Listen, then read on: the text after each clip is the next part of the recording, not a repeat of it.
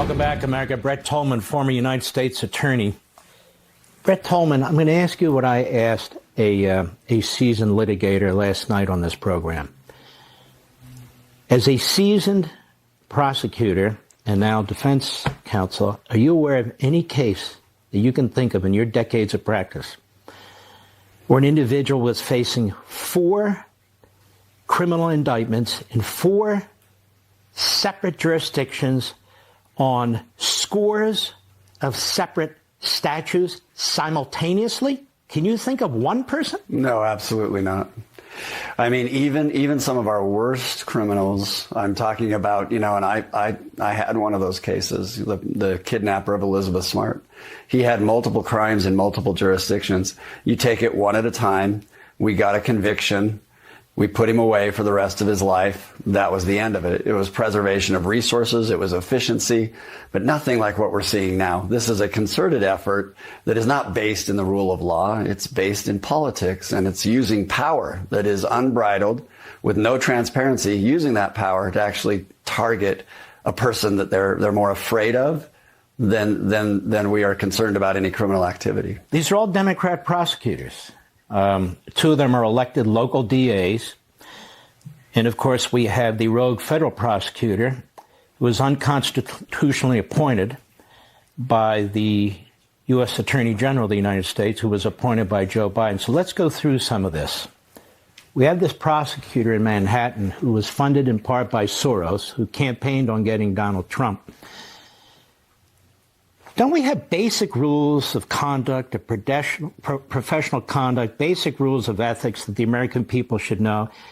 Their prosecutor has limitations when it comes to targeting people, campaigning against people, for the purpose of upholding the public interest and the public trust, do they not? Well, they do, Mark, but one thing I've been beating the drum for many years now is that we have given power to prosecutors without an accompanying ability to hold them accountable when they abuse that power.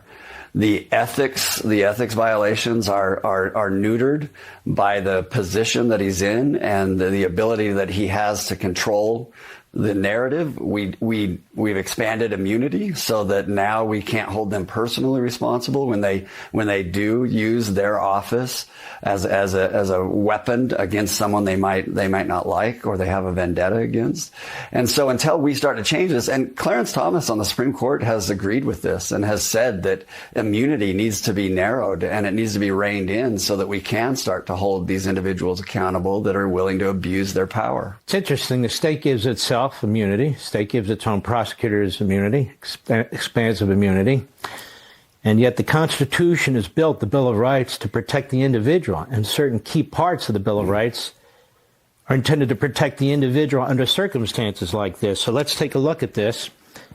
Free speech in the First Amendment, a gag order. This gag order, this is sort of my bailiwick now. This First Amendment here, this is a clear violation. I mean, you have witnesses that can say whatever they want. They go on CNN. Michael Cohen is an example. And under this gag order, President Trump's not even free to respond to this person. What do you make of that gag order? Well, let me tell you, I'm glad you hit on this because in my experience, and we're now pushing almost 30 years in the criminal justice system, the only instances in which a gag order has been issued has been when it is intended to protect the defendant in the case.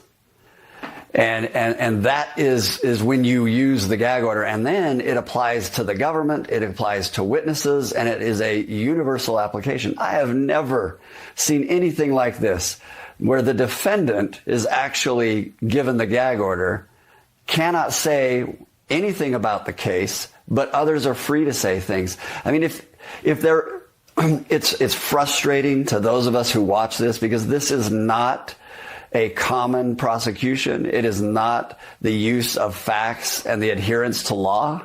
This is not a judge that is willing to set politics aside. As soon as that ruling came out, Mark, I shook my head and I thought to myself, this is the epitome of using your position and your power to take down someone you don't like. We'll be right back.